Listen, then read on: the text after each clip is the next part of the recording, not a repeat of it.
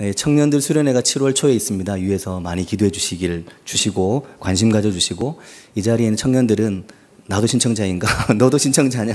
꼭 참여하시길 바랍니다.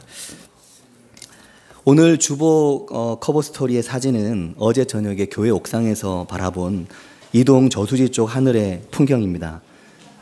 멀리 저수지 옆으로 산 위에 노을이 붉게 물들면서 어둠이 가까이 내려오고 있는 풍경입니다. 어스름한 저녁의 붉은 하늘 빛깔이 참 아름다웠습니다. 그러면서 생각난 찬양이 있었는데, 서쪽 하늘 붉은 노을이라는 찬양이 생각났습니다. 우리 주보에 있는 그걸 한번 천천히 한번 읽어보겠습니다. 서쪽 하늘 붉은 노을 영문 밖에 비치누나, 연약하온 두 어깨에 십자가를 생각하니, 머리에는 가시관 몸에는 붉은 옷, 힘없이 걸어가신 영문 밖의 길이라네. 눈물 없이 못 가는 길, 피 없이 못 가는 길, 영문 밖의 좁은 길이 골고다의 길이라네. 영생복락 얻으려면 이 길만은 걸어야 해. 배고파도 올라가고 죽더라도 올라가세. 십자가의 고개턱이 제 아무리 어려워도 주님 가신 길이 오니 내가 어찌 못 가오랴. 주님 제자 베드로는 거꾸로도 갔사오니 고생이라 못 가오며 죽음이라 못 가오리.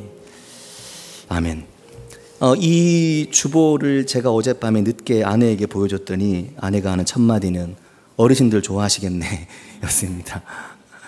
왜냐하면 아마 이 자리에 계신 어르신들은 이 찬송을 듣기만 해도 눈물이 글썽글썽 하실 겁니다. 교회를 어느 정도 다니신 분이라면 이 찬양을 다 알죠. 서쪽 하늘 붉은 노을 영문 밖에 비치누나, 이 찬송을 부르면서 굉장히 많이 울고 또 회개하고 얼마나 삶의 힘을 얻었는지 모르는 그런 찬송입니다. 주님 가신 그 길 어찌 내가 못 가랴. 주님께서 내 죄를 대신해 십자가를 지고 죽으셨던 그날 저녁에 유대 땅을 붉게 물들였던 예루살렘 영문 밖에 서쪽 하늘을 생각하면서 저녁 하늘이 붉으면 주님 오시려나, 저녁 하늘에 노을이 생기면 내일 주님 오시려나, 그런 이야기를 교회 어르신들이 많이 하셨습니다. 아마 이 말이 낯설고 이 찬송을 처음 듣는 분이라면 예수를 믿게 된 지 얼마 안 되셨거나 아직 어린 청소년이나 청년들일 것입니다. 그러나 70년대, 80년대 부흥회에서 가장 많이 불렀던 찬송 중에 한 곡이고, 이 찬송을 부르면서 주님을 향한 나의 사모함, 주님 다시 오심에 대한 그리움, 내 삶의 길이 아무리 힘들고 어려워도 믿음만큼은 저버리지 않고 내 십자가 지고 가겠노라 결단했던 찬송이 바로 이 서쪽 하늘 붉은 노을이라고 하는 찬송입니다. 사랑하는 성도 여러분, 오늘 우리는 어떤 믿음을 가지고 있습니까? 우리가 히브리서를 묵상하면서 깨닫고 발견하게 되길 바라는 것은 우리의 믿음이 어디쯤 있느냐 하는 것입니다. 나의 믿음, 나는 무엇을 믿고 있는가? 나는 내 믿음을 어떻게 지금 갖고 있는가 하는 것입니다. 히브리서 11장 6절은 이렇게 말합니다. 믿음이 없이는 하나님을 기쁘시게 하지 못하나니 하나님께 나아가는 자는 반드시 그가 계신 것과 그가 자기를 찾는 자들에게 상 주시는 이심을 믿어야 한다. 이렇게 말씀을 합니다. 믿음이 없이는 하나님을 기쁘시게 할 수 없다 하는 말입니다. 그래서 하나님께 나아가는 자는 반드시 그가 계신 것과 그가 자기를 찾는 이들에게 상을 주시는 분이시다 하는 것을 믿고 나아가야 된다고 말씀을 하는 겁니다. 그러면서 히브리서는 믿음의 사람들을 우리에게 소개합니다. 아벨과 에녹과 노아와 아브라함과 모세와 라합과 기드온과 바락과 삼손과 입다와 다윗과 사무엘과 여러 선지자들, 그들의 이름을 다 열거하려면 내게 시간이 부족하다고 말하면서 그 믿음의 사람들의 믿음을 우리가 바라보고 그들의 믿음을 보면서 우리들의 믿음을 그들의 믿음에 비추어 보도록 말씀을 하십니다. 수없이 많은 믿음의 사람들이 구름같이 우리를 둘러싸고 있고 그들이 모두 이 믿음의 증인들이라고 말씀을 우리에게 하고 있는 겁니다. 그들은 하나같이 믿음을 가지고 그 믿음을 바라보면서 더 나은 본향을 사모하고 하늘에 있는 것을 소망하면서 그들이 본향 찾는 자라는 것을 세상에 드러내면서 살았다고 말씀합니다. 지금은 이미 돌아가셨지만 옥하는 목사님, 하용조 목사님, 저는 그 두 분을 굉장히 존경하고 두 분의 삶을 늘 많이 바라보았습니다. 그런 믿음의 거장이 되시는 분들은 그들의 삶을 통해 거룩한 동경을 가지고 거룩한 주의 나라를 바라보면서 살아가는 인생을 우리들에게 이것이 믿음의 길이다, 그렇게 우리에게 보여주셨습니다. 사랑하는 성도 여러분, 그럼 이분들의 믿음은 어떤 것일까요? 이분들의 믿음은 어떤 것입니까? 우리가 이분들의 믿음을 통해서 우리도 믿음을 배우고 우리도 또 히브리서의 말씀을 보면서 내 믿음을 돌아보고 내 믿음을 세상에 있는 것과는 다른 거룩한 주의 나라를, 영원한 본향을 바라보는 그런 믿음으로 우리들의 믿음을 세워갈 수 있게 되기를 바라고 축복합니다. 히브리서는 그분들의 믿음에 대해서 말할 때 그분들의 믿음은 그들이 속한 삶, 그들의 삶의 자리, 그들이 살고 있고 그들이 속해 있는 삶의 한 부분에서 하나님의 영광을 드러내기 위해 온 힘을 다해, 죽을 힘을 다해 살았던 인생이었다고 말씀하고 있습니다.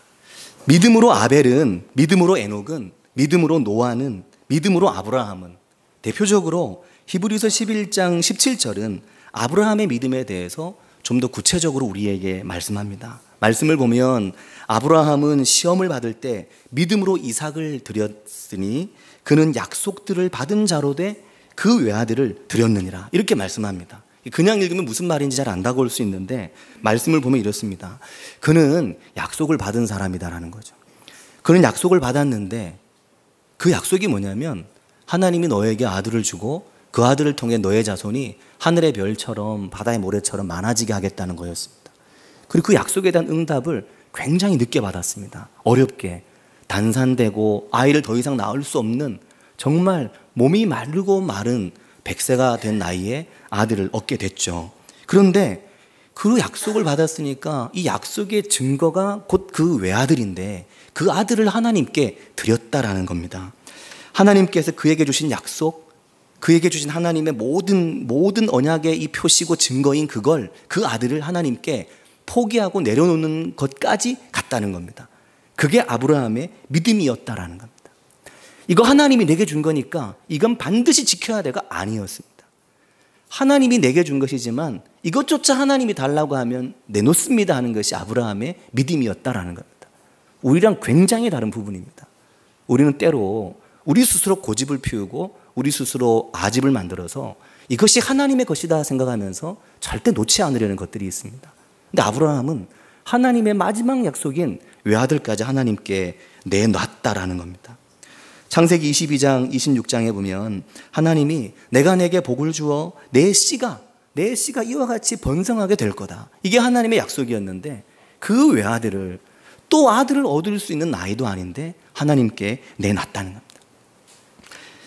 사랑하는 성도 여러분, 아브라함이 정말 믿음의 사람인 것은 그는 자손이 이와 같이 번성할 것이라는 약속을 하나님께 받았음에도 그 노년의 나이에 자기의 한계, 또 하나님이 이 정도 하실 수 있겠지 하는 것까지 훌쩍 뛰어넘어서 하나님 앞에 예, 알겠습니다, 하나님께서 하시겠죠 하고 하나님을 믿고 그가 하나님께 순종하고 나아갔다 하는 겁니다.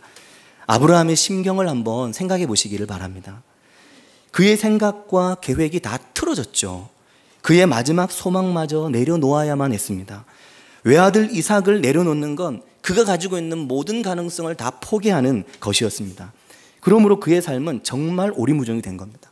사실은 갈대아 우르에서 나올 때 갈 바를 알지 못하고 나왔다고 말하지만 그때만 해도 그래도 아직 젊고 갈 길이 아직 있죠. 하지만 하나님 약속하신 그 약속 믿고 평생을 살았는데 그 아들 내놓으라 그래서 그 아들을 데리고 모리아 땅으로 가는 그 아침에 아브라함은 정말 갈 바를 모르고 하나님 앞에 순종하며 오직 믿음으로 하나님 앞에 나아가고 있는 것입니다. 그러니까 신앙생활을 하면서 믿음이라고 하는 것은 그렇게 철저하게 내 삶을 하나님께 내어 맡길 때 말할 수 있는 말이 믿음이다 하는 말입니다. 내 삶의 가치와 내 삶의 방향과 내 가장 소중한 것, 자녀와 가족과 내 삶의 목표와 내가 사랑하는 모든 것 다 내려놓아도 이건 절대로 내려놓거나 포기하지 못해 라고 말하는 그것을 하나님께 주저없이 내려놓을 수 있을 때 그때 믿음이다라는 말을 할 수 있다 하는 겁니다. 히브리서가 우리에게 이것을 말씀하고 있습니다. 내 삶을 하나님 앞에 내려놓는다고, 하나님 다 알아서 하시라고 맡겼으니까 이제 나는 나의 모든 책임을 다 벗어버리는 것이냐? 그게 아닙니다. 오히려 그렇게 하나님께 완전하게 맡김으로 정말 내 삶에 대해서 정말 제대로 책임을 이제 지기 시작하는 것입니다. 나는 연약하지만 주님과 함께하기 때문에 주님께 내 삶을 완전히 맡겼기 때문에 정말 주님이 주시는 힘으로 주님의 영광이 되기 위해, 주님의 기쁨이 되기 위해 내가 할 수 있는 최선을 다하는 것, 그것이 하나님 앞에 믿음으로 살아가는 사람의 삶의 모습입니다. 더 나은 본향을 사모한다는 것은 더 나은 본향을 사모하기 때문에 이 땅에선 대충 살아도 되는 것이 아니라, 이 세상에서 무책임한 사람으로 살아도 되는 것이 아니라 더 나은 본향을 바라보는 믿음의 눈이 열린 사람이기 때문에 이 땅에서 주님이 나를 통해 영광을 받으시도록 그렇게 살아가는 인생이 된다라는 겁니다. 그러니 믿음의 길은 자기 십자가를 지고 가는 길이다라는 겁니다.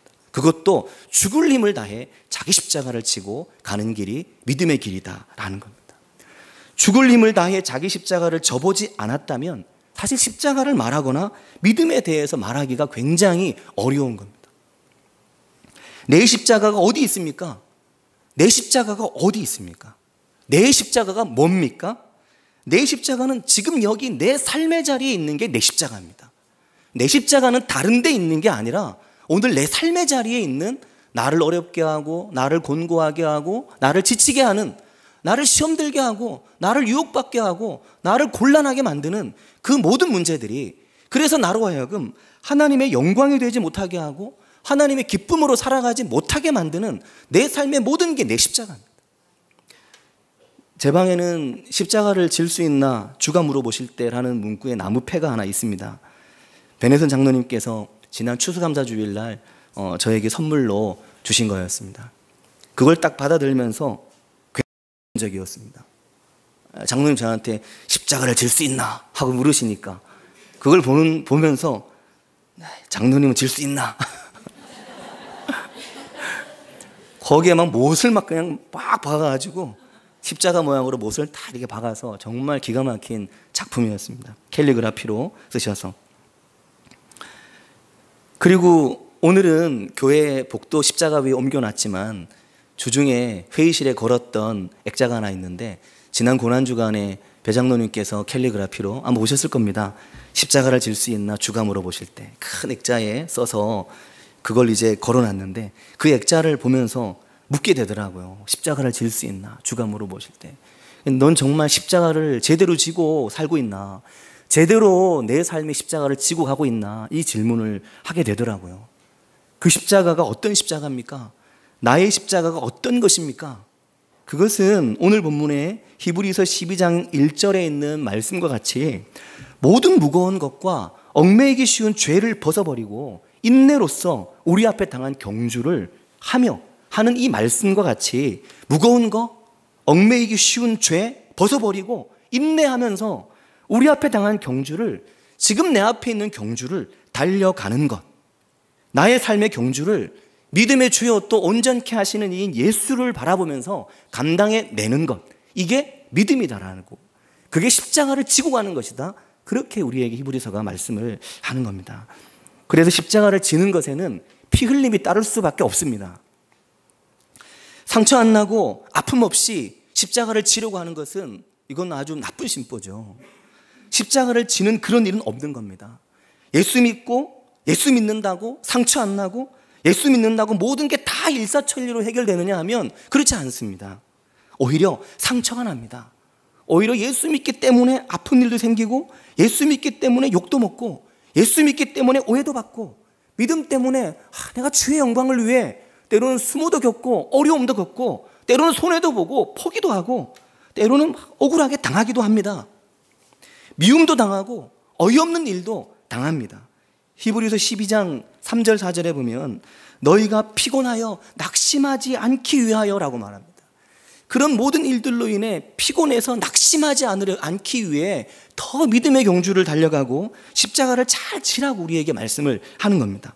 낙심당하고 피곤하고, 그래서 피곤해서 마음이 그냥 바닥에 떨어지고 주님을 생각해 보라는 거죠.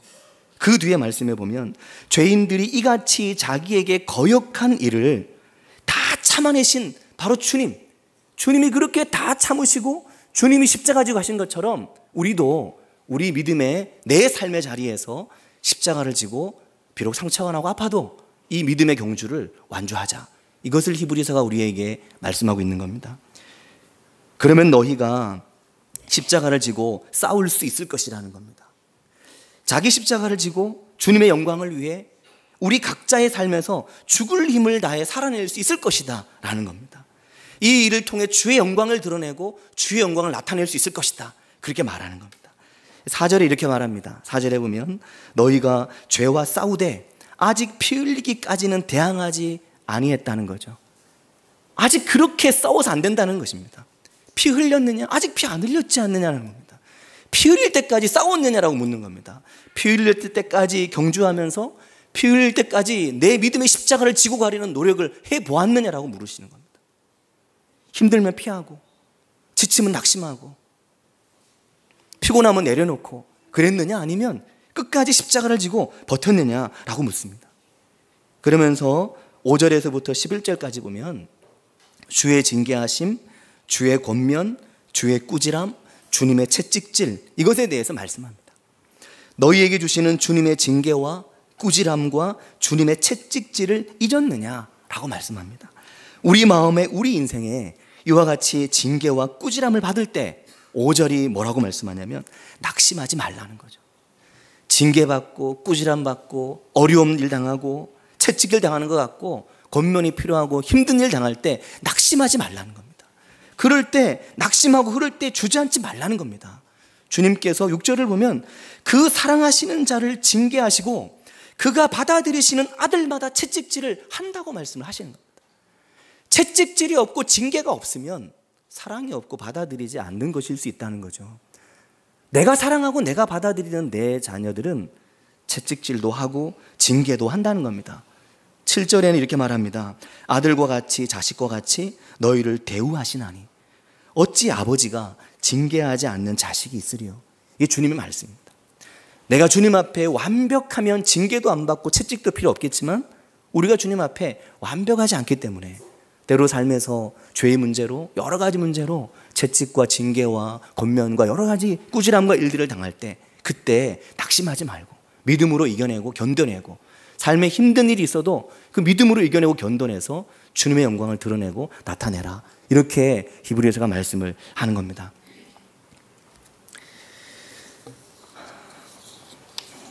오늘 좀 심각하죠, 성도님? 제가 좀 심각한 것 같죠? 네, 심각합니다. 히브리서를 보니까 히브리서를 좀 잘못 본 것 같다는 생각을 많이 했습니다. 어떤 부분에서 잘못 봤냐라면 정말 나는 내 십자가를 잘 지고 가고 있었나, 이 질문을 스스로에게 하게 된 겁니다. 신앙생활은 즐겁고 기뻐야 된다고 생각했는데 신앙생활이 꼭 즐겁고 기쁘지만은 않잖아요, 사실은. 삶의 길이 그저 만사형통이진 않습니다. 힘들고 어렵지만 견뎌내고 이겨내고 승리해 나가야 되는 길들이 우리 앞에 정말 많이 있는 거죠. 직장에서도 또 사업을 하면서 얼마나 많이 힘든 일들이 많습니까? 십자가를 진다는 게, 신앙생활 잘한다는 게 예배 잘 드리고 교회 잘 다니는 걸 말하는 게 아닙니다.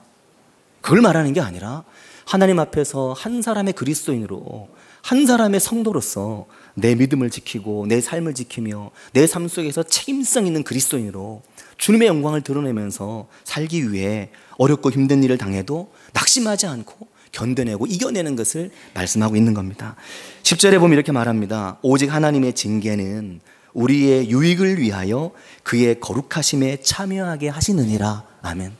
하나님의 징계와 그런 시험들과 어려움들이 결국 우리를 유익하게 하는 것은 우리를 연단해서 그분의 거룩하심에 참여하도록 우리를 만들어 가신다라는 겁니다. 어떻게 성도가 거룩한 동경을 갖게 되고 영원한 주의 나라를 사모하며 하나님의 영광을 위해 죽을 힘을 다해 살아갑니까? 11절은 이렇게 말씀합니다. 무릇 징계가 당시에는 즐거워 보이지 않고 슬퍼 보이나, 힘든 일을 겪을 때는 힘들죠. 어렵고 마음도 너무 힘들고 지치고, 내가 잘하고 있는지 잘 가고 있는지 걱정도 되고 염려도 됩니다. 슬퍼 보입니다. 감정적으로 큰 영향을 받습니다. 그러나 후에 그로 말미암아 연단받은 자들은 이라고 말합니다. 그러면서 그 징계와 그 연단을 통해 즐거울 것도 없고 재미도 없고 슬퍼 보이기까지 한 그 인생의 일들을 통해 연단이 되고 나면 그 이후에 의와 평강의 열매를 맺게 된다. 이렇게 우리에게 말씀을 하고 있는 겁니다. 사랑하는 성도 여러분, 그래서 히브리서 12장 2절은 말씀합니다. 히브리서 12장 12절은 말씀합니다. 그러므로 피곤한 손과 연약한 무릎을 일으켜 세우자라고 말씀하는 겁니다. 피곤한 손과 연약한 무릎을 일으켜 세워라, 그렇게 말씀합니다. 피곤한 손과 연약한 무릎을 일으켜 세워서 하나님의 영광을 위해 내 삶의 십자가를 제대로 지기 위해 기도의 손과 기도의 무릎을 일으켜 세우고 영적 싸움을 싸워나가라 말씀합니다. 그리고 13절은 너희 발을 위하여 곧은 길을 만들어 저는 다리로 하여금 어그러지지 않고 고침을 받게 하라, 이렇게 말씀합니다. 사랑하는 성도 여러분, 이 말씀의 은혜가 삶에 있으시길 바랍니다. 내 삶 가운데 하나님 앞에 믿음으로 결단하고 믿음으로 다짐하고 믿음으로 주님 약속 붙들고 나아가는, 십자가 지고 나아가는 그 믿음의 결단을 새롭게 하신 은혜가 삶에 함께 하시기를 바랍니다. 엊그제 교회 십자가의 네온을 수리했습니다.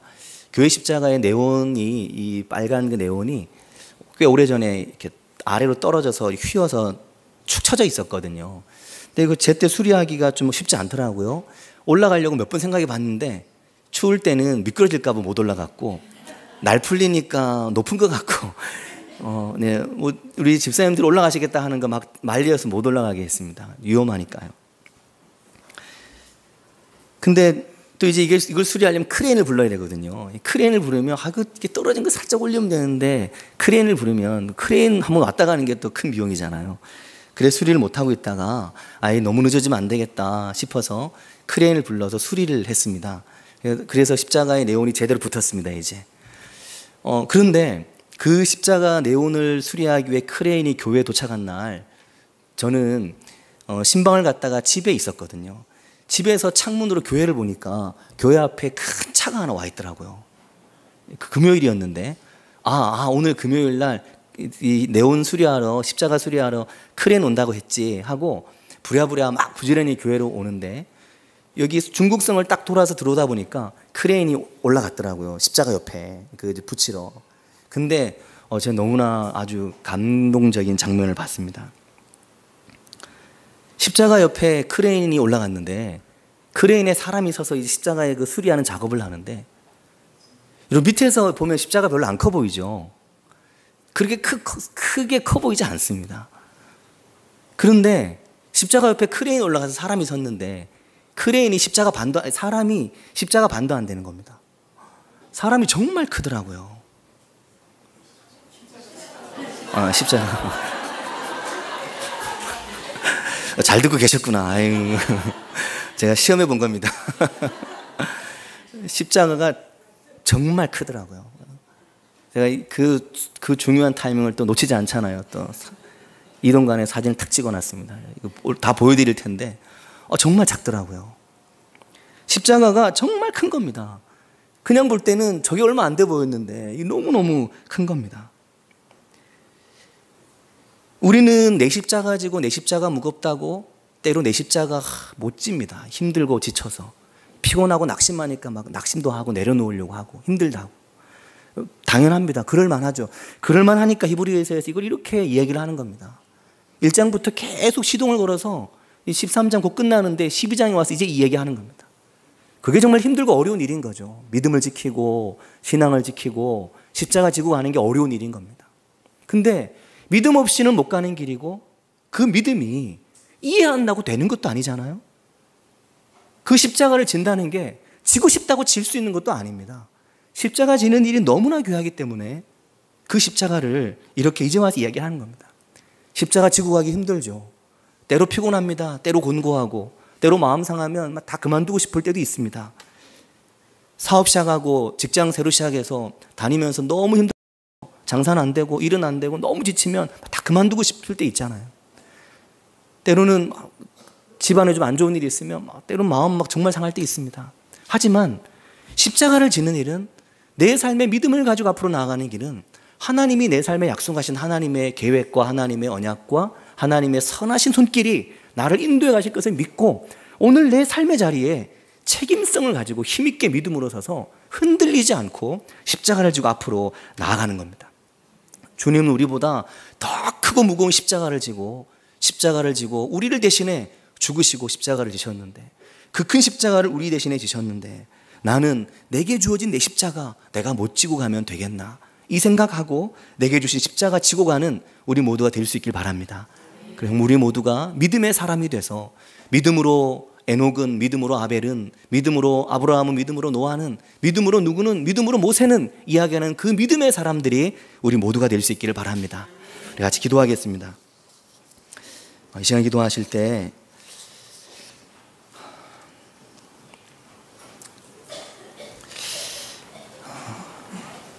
저도 제가 제 십자가를 잘 지고 가고 있나, 이런 질문을 항상 저 자신에게 하는데, 십자가다 싶은 거는 때로는 미뤄놓을 때가 참 많더라고요. 앉으려고. 앉아도 표 안 나는 것은 앉아보려고 할 때도 있습니다. 근데 주님은 우리에게 주신 십자가를 다 지길 원하실 겁니다. 그게 믿음이니까요. 믿음은 그렇게 하나님 앞에 드러나고 나타나는 것이니까요. 내 삶에 있는 십자가 주님 영광 위에 지고 가길 원합니다. 같이 기도했으면 좋겠고, 나보다 더 큰 십자가 지고 가신 예수 그리스도 바라보면서 내게 있는 내 십자가 지고 갑니다. 주님, 같이 우리 한 목소리로 기도하겠습니다.